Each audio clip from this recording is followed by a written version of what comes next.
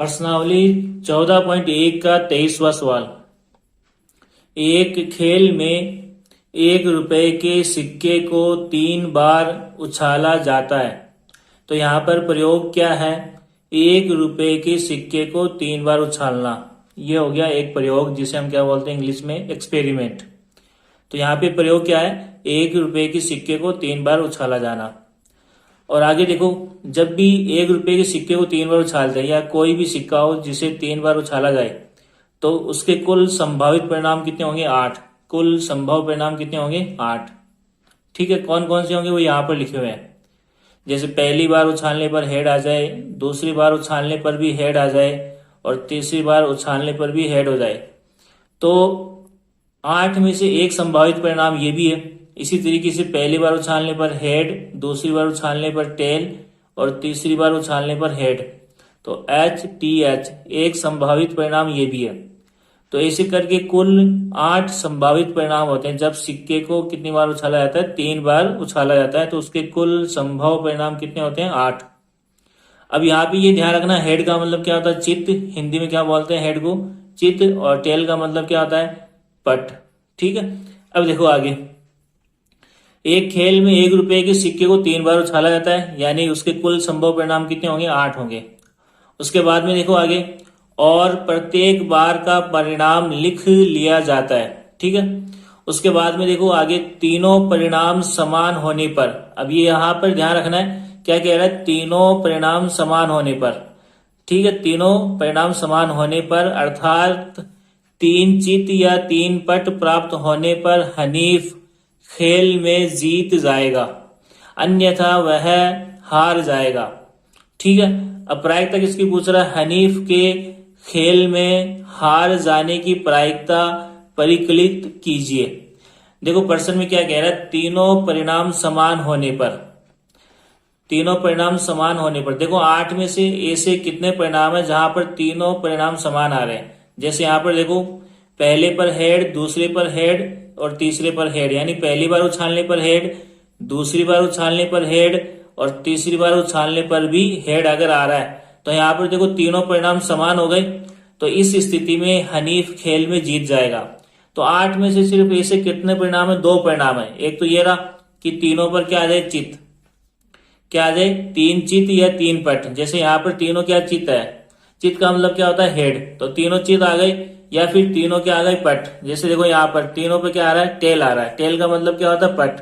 तो इन 2 स्थितियों में, 8 में से 2 स्थिति ऐसी है जहां पर हनीफ खेल में जीत जाएगा, और बाकी 8 में से 2 स्थिति निकाल दो, 6 स्थिति ऐसी है जहां पर हनीफ खेल में हार जाएगा। ठीक है, अब देखो प्रश्न में हमें पूछ क्या रहा है? हनीफ के खेल में हार जाने की प्रायिकता निकालनी है। तो सबसे पहले तो यहाँ पे माना कि ई बराबर क्या लिखना है? जिस घटना की प्रायिकता पूछ रहा है उसको हम यहाँ पर लिखेंगे। माना कि ई बराबर हनीफ का खेल में हार जाना। उसके बाद में हम लिखेंगे घटना ई के अनुकूल परिणाम, और उसके बाद में लिखेंगे कुल संभव परिणाम। तो एक सिक्के को 3 बार उछाला जाता है, तो ये तो हमें पता है, सिक्के को 3 बार उछालने पर कुल संभव परिणाम कितने होते हैं? 8। कौन कौन से होते हैं वो यहाँ पर लिखे हुए हैं। अब यहाँ पे देखो क्या लिखेंगे? घटना ई के अनुकूल परिणाम। अब ई क्या है? ऊपर हमने लिखा, देखो, हनीफ का खेल में हार जाना। ठीक है, हनीफ का खेल में हार जाना, ये हमें इसकी प्रायिकता निकालनी है। तो हारता कब है? जब तीनों परिणाम समान नहीं आए। जीतता कब है? जब तीनों परिणाम समान आ जाए। ठीक है, जब तीनों परिणाम समान आ रहे तब जीतता है। तो एक केस तो ये हो गया, तीनों बार अगर हेड आ जाए तो हनीफ खेल में जीत जाएगा। और दूसरा केस ये रहा, अगर तीनों बार उछालने पर क्या आ जाए? टेल आ जाए, तो हनीफ खेल में जीत जाएगा। तो सिर्फ 8 में से 2 स्थिति ऐसी है जहां पर हनीफ खेल में जीत रहा है, बाकी 6 स्थिति ऐसी है जहां पर हनीफ खेल में हार रहा है। तो यहाँ पे हम क्या लिखेंगे? घटना ई के अनुकूल परिणाम कितने हो जाएंगे? 6। कौन कौन से होंगे? जो समान परिणाम नहीं है वो सब लिख लो यहाँ पर। तो यहाँ पर सभी परिणाम लिखे हुए हैं 6। कौन कौन से? जिस स्थिति में हनीफ हार रहा है। देखो यहाँ पर तीनों परिणाम समान नहीं है, तो एक तो ये हो गया। यहाँ पर भी देखो, जो परिणाम समान नहीं है तीनों पे, वो सभी परिणाम क्या होंगे? हनीफ के हार जाने की स्थिति वाले परिणाम होंगे। ठीक है, तो यहाँ पे कुल संभव परिणाम 8। घटना ई के अनुकूल परिणाम कितने हो जाएंगे? 6। 6 क्यों होंगे? क्योंकि यहाँ पर जीतने वाले परिणाम कौन से हैं, जहां पर तीनों परिणाम समान है। तो एक तो ये रहा और एक ये रहा। तो 8 में से 2 परिणाम निकाल दो जीतने वाले, बाकी जो 6 परिणाम है वो क्या है, हारने वाले। तो उस स्थिति में हनीफ खेल में हार जाएगा। तो यहाँ पर घटना ई के अनुकूल परिणाम में हम क्या लिखेंगे, 6। उसके बाद में देखो हम क्या लिखेंगे, सूत्र।